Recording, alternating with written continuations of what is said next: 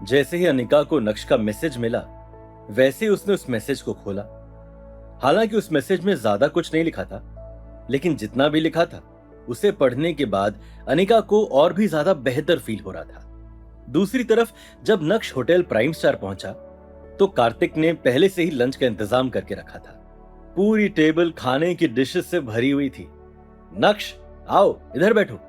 कार्तिक ने नक्श को मेन चेयर पर बैठने के लिए कहा और खुद नक्श के पास वाली चेयर पर बैठ गया। उसके बाद कार्तिक ने जैसे ही एक ताली बजाई, वैसे ही काले कपड़ों में एक आदमी उस कमरे में आया। उसके हाथ में एक छोटा सा बॉक्स था। उस बॉक्स को देखकर नक्श के चेहरे पर मुस्कान भी थी और साथ ही साथ वो ये सोचने लगा था कि भैया अब कौन सा सरप्राइज मिलने वाला है। कार्तिक ने उस आदमी के हाथ से उस बॉक्स को लिया और नक्श को देखने लगा। कार्तिक का बिहेवियर बहुत ही स्ट्रेंज था और नक्श को लगने लगा था कि उसका शक सही होने वाला है। उस आदमी के वहां से जाने के बाद कार्तिक ने उस बॉक्स को नक्श की तरफ बढ़ाया और बोला, इसे मैंने खास तुम्हारे लिए प्रिपेयर किया था। इस अमानत को मैं पिछले 4 सालों से अपने साथ लेकर घूम रहा था, लेकिन अब वक्त आ गया है कि वो उसके हाथों में जाए जिसकी ये है। कार्तिक, तुम मुझे पहले एक बहुत बड़ा तोहफा दे चुके हो, अब मैं इस अमानत को नहीं ले सकता। ये बोलते हुए नक्श ने उस बॉक्स को वापस से कार्तिक की तरफ बढ़ा दिया। कार्तिक ने अपना सर हिलाया और मुस्कुराते हुए उस बॉक्स को वापस से नक्श की ओर बढ़ाते हुए कहा, यह चीज मेरे किसी काम की नहीं है। मेरी हेल्थ एकदम परफेक्ट है। तुम पहले भी कमजोर थे और अभी भी कमजोर नजर आ रहे हो, इसलिए स्पेशली इस चीज को मैंने तुम्हारे लिए ढूंढा था। जैसे ही कार्तिक के मुंह से ये शब्द बाहर आए, वैसे ही कार्तिक का फोन बजने लगा। फोन उठाने के बाद कार्तिक के एक्सप्रेशंस कुछ ज्यादा ही सीरियस हो गए थे। कॉल रखने के बाद कार्तिक ने नक्श से कहा, माफ करना दोस्त, मुझे लगता है कि आज का लंच तुम्हें अकेले ही करना पड़ेगा। कुछ जरूरी काम आ गया है और उसे सेटल करना है। इस गिफ्ट को एक्सेप्ट करना। इसे मेरी तरफ से तुम्हारे बर्थडे का एडवांस गिफ्ट समझो। नक्श ने तुरंत ही हाथ हिलाते हुए कहा, मैं समझ गया, जल्दी जाओ और अपना काम खत्म करो। मैं इसे एक्सेप्ट करता हूं और तुम्हें एडवांस में थैंक यू। ठीक है, जल्दी साथ में लंच करते हैं। ये बोलते हुए कार्तिक उस कमरे से निकल गया। कार्तिक के वहां से जाने के बाद नक्श की नजर उस छोटे से बॉक्स पर ही अटकी हुई थी। हल्की मुस्कान के साथ नक्श ने उस बॉक्स को उठाया और अपनी जेब में डाल दिया। पता नहीं कार्तिक को अचानक से क्या काम आ गया। उम्मीद करता हूं कि छोटा सा मैटर हो और आसानी से वो उसे सॉल्व कर ले। मन ही मन ये सोचते हुए नक्श का ध्यान टेबल की तरफ गया, जो पूरी तरह से जायकेदार डिशेस से भरी हुई थी। फिर क्या था, नक्श अकेले ही खाना खाने लगा। क्योंकि आज के सारे काम नक्श निपटा चुका था, इसलिए उसे वापस कंपनी जाने की कोई जरूरत नहीं थी। खाना खाने के बाद नक्श अपनी हवा हवाई पर सीधा घर की तरफ निकल पड़ा। घर पहुंचने के बाद नक्श ने शावर लिया और उसके बाद ही उसने कार्तिक के गिफ्ट को अपने हाथ में लिया। जैसे ही नक्श ने उस बॉक्स को खोला, वैसे ही उसमें से एक अलग तरह की खुशबू आने लगी। उस खुशबू को सूंघकर नक्श का दिमाग हिल गया था। उसकी स्मेल उसे काफी लुभावनी लग रही थी। उस बॉक्स के बीच में काले रंग की पिल जैसा एक मार्बल था, जैसे मानो वो कोई चॉकलेट बीन हो और वो खुशबू उसी में से आ रही थी। अचानक से नक्श को याद आया कि कार्तिक ने उससे कहा था कि उसका शरीर बहुत ही कमजोर है। ये सोचते हुए नक्श मन ही मन बड़बड़ाने लगा, क्या है ये? क्या ये कोई दवाई है? क्या इसे खाने के बाद शरीर में ताकत आ जाएगी? लेकिन ये तो किसी जड़ी बूटी वाली पिल की तरह दिख रहा है, जैसा टीवी में दिखाते हैं। कहीं ऐसा तो नहीं कि किसी ने कार्तिक को उल्लू बनाया हो? क्या ये शिलाजीत है? नक्श के मन में कई तरह के सवाल नाचने लगे थे। इसी के साथ नक्श को यह भी याद आया कि कार्तिक ने उससे कहा था कि उसने इस गिफ्ट को 4 सालों तक प्रिजर्व करके रखा था। अब ये गिफ्ट तो दवाई निकली, तो कहीं ये दवाई एक्सपायर तो नहीं हो गई है? नक्श के मन में इस दवाई को लेकर एक कॉन्फ्लिक्ट तैयार हो गया था और इस दवाई को लेने के लिए उसका दिल नहीं मान रहा था। वैसे नक्श इस दवाई को लेकर करेगा भी क्या? अनिका तो उसे हाथ तक लगाने नहीं देती। तो जिस तरह से ये दवाई कार्तिक के किसी काम की नहीं, उसी तरह से ये दवाई नक्श के भी किसी काम की नहीं थी।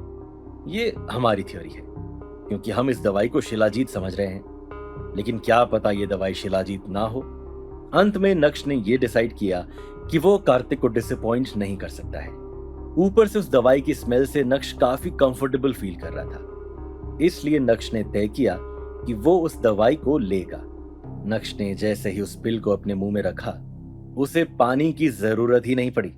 वो पिल तुरंत ही मेल्ट हो गई और उसके गले से नीचे उतर गई। नक्श एकाएक चौंक गया। उसे डर भी लग रहा था और साथ ही अब रिग्रेट भी हो रहा था कि उसने ये पिल क्यों ली। हालांकि कार्तिक उसे किसी भी तरह नुकसान नहीं पहुंचाएगा, लेकिन फिर भी नक्श को लग रहा था कि उस पिल में कुछ तो गड़बड़ है। बिना सोचे समझे उसने पिल ले तो ली, लेकिन कहीं अब नक्श मर तो नहीं जाएगा।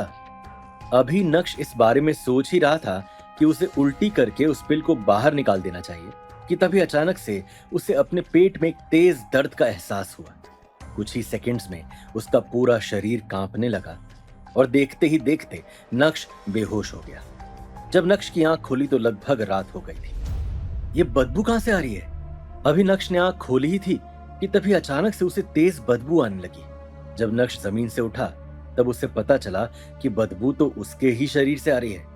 इस समय नक्श का शरीर एक अजीब पीली चिपकू लिक्विड से भरा हुआ था। उसके कपड़े पूरे गीले हो गए थे और उनमें से भी बदबू आ रही थी। नक्श काफी डिस्गस्टिंग लग रहा था। ओह गॉड, ये क्या है?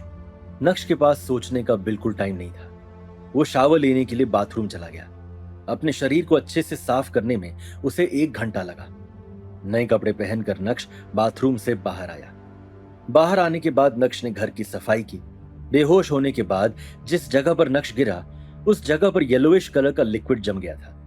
वहां से और भी ज्यादा बदबू आ रही थी और उसे साफ करने में नक्श को और आधा घंटा लगा। किसी ने कार्तिक को बेवकूफ बनाया है। ताकत वाकत छोड़ो, इस दवाई ने तो मुझे और दर्द दिया है, ऊपर से साली ये बदबू। मुझे तो अभी ये भी नहीं पता कि इस दवाई के और कितने साइड इफेक्ट्स हैं। कमरा साफ करते हुए नक्श मन ही मन बड़बड़ाता जा रहा था। जैसे ही कमरे की सफाई हुई वैसे ही अनिका और चित्रा घर आ गए। नक्श, क्या तुमने खाना बनाया? शॉपिंग का सारा सामान सोफे पर रखते हुए अनिका ने नक्श की ओर देखकर कहा, जो भी चित्रा के हाथ से सामान लेने में मदद कर रहा था। नक्श 2 से 3 बार खांसा और अनकंफर्टेबल फील करते हुए बोला, वो दरअसल मुझे अभी कोई काम था इसलिए मैं खाना नहीं बना पाया। क्यों ना हम बाहर खाना खाने चले? पहले तो ऐसे बहाने कभी सुनने को नहीं मिलते थे। रोज घर पे रहते हो, काम कुछ है नहीं करने को, लेकिन आजकल साहिबजादे कुछ ज्यादा ही बिजी नहीं रहने लगे हैं। ये बोलते हुए चित्रा ने नक्श को देखा और उसके चेहरे पर फेक स्माइल आ गई। अनिका को भी नक्श की बात कुछ हजम नहीं हुई। हालांकि उसे भी लगा कि उसकी माँ एकदम सही कह रही है, लेकिन अभी कुछ दिनों से नक्श का बदला रूप देखकर अनिका नक्श के ऊपर चढ़ नहीं सकती थी। इसलिए अनिका ने कहा, कोइंसिडेंटली मैं भी कुछ दिनों से सोच रही थी कि हमें बाहर खाना खाने चलना चाहिए। तो फिर ठीक है, थोड़ी देर बाद हम सब डिनर करने बाहर जा रहे हैं।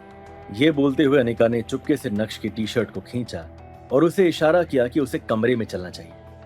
अनिका की इस हरकत से नक्श को समझ आ गया कि वो उसकी मदद कर रही है। नक्श का दिल गार्डन गार्डन हो गया। उसने अनिका का सारा सामान उठाया और उसके पीछे पीछे कमरे की तरफ चलता बना। नक्श, ये सब क्या है? रिस्पॉन्सिबिलिटी भी कुछ चीज होती है ना? तुम हमेशा खाना बनाते हो, लेकिन आजकल हो क्या गया है?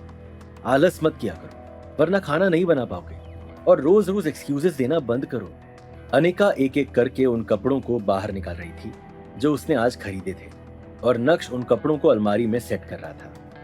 अनिका की बात सुनकर नक्श की भौहें ऊपर की ओर उठी, लेकिन नक्श ने कुछ भी एक्सप्लेन नहीं किया। उसने सर हिलाते हुए कहा, ठीक है।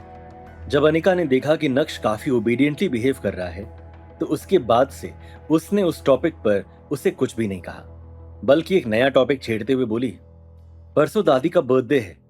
याद रखना कि तुम्हें अगले 2 दिन के अंदर उनके लिए कुछ अच्छा सा गिफ्ट लेना है। सस्ता सामान नहीं देना है नक्श, इसलिए खरीदने से पहले 1000 बार सोचना, वरना हमेशा की तरह इस बार भी मुझे एम्बैरेस होना पड़ेगा। जब नक्श ने यह सुना तो उसे अचानक से याद आया कि 2 दिन बाद कल्याणी के साथ उसका भी बर्थडे है। अब अनिका हो या फिर कोई और, किसी को भी नक्श का बर्थडे याद नहीं है। ये सब देखकर नक्श को कभी भी अपना बर्थडे सेलिब्रेट करने का मन नहीं करता था। हालांकि इन 2 सालों में जब भी कल्याणी ने अपने बर्थडे की पार्टी दी, तो नक्श अपने दिल को यही तसल्ली दिया करता था कि वो अपना ही बर्थडे सेलिब्रेट कर रहा है। केक कल्याणी कट करती थी, लेकिन नक्श मन ही मन खुश हो जाता था। जब नक्श ने देखा कि अनिका उसे ही घूर रही है, तो तुरंत ही वो अपने सेंसेस में लौटा और सर हिलाते हुए बोला, हाँ हाँ, परेशान मत हो, मुझे याद है, मैं रैंडमली कुछ नहीं खरीदूंगा। अनिका नक्श से भानुशाली ग्रुप के साथ कोऑपरेशन को लेकर बात करना चाहती थी, क्योंकि आज उसकी दादी ने उसे आगे से कॉल किया था और उनकी हेल्प करने के लिए कहा था। लेकिन अनिका ने अंत में इस टॉपिक को बाहर निकालना जरूरी नहीं समझा। वो नहीं चाहती थी कि किसी भी एंगल से नक्श को ऐसा लगे कि वो पूरी तरह से उस पर डिपेंडेंट है। रंगरेज रेस्टोरेंट, कल्याणी के जन्मदिन वाला दिन। नक्श, अनिका, चित्रा सभी वेन्यू पर अलग अलग पहुंचने वाले थे, क्योंकि सभी को कल्याणी के लिए तोहफे लेने थे। अनिका और चित्रा तो समय पर पहुंच गए, लेकिन नक्श अभी तक नहीं आया था और अनिका उसी का इंतजार कर रही थी। अनिका और चित्रा दोनों साथ में बैठे थे।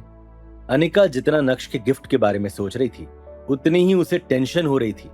पिछले 2 दिनों में अनिका ने नक्श से कई बार पूछा कि वो कल्याणी के लिए क्या गिफ्ट सोच के बैठा है, क्या देने का सोच रहा है, लेकिन नक्श ने अनिका को कुछ भी नहीं बताया और अनिका से भी सीक्रेट रखा। हालांकि नक्श ने अनिका से प्रॉमिस किया था कि इस बार वो जो भी गिफ्ट देगा वो छेड़ते होगा, लेकिन उसके बाद भी अनिका के दिल में एक खलबली मची हुई थी। जब अनिका ने देखा कि नक्श एक ऑर्डिनरी लकड़ी का बॉक्स हाथ में लेकर वहां पहुंच गया है, तो उसके चेहरे पर 12 बज गए थे। जिस लकड़ी के बॉक्स में आम आते हैं, उस बॉक्स में भला नक्श कल्याणी को कौन सा गिफ्ट देने वाला है? कहीं नक्श आम ही तो नहीं दे रहा है?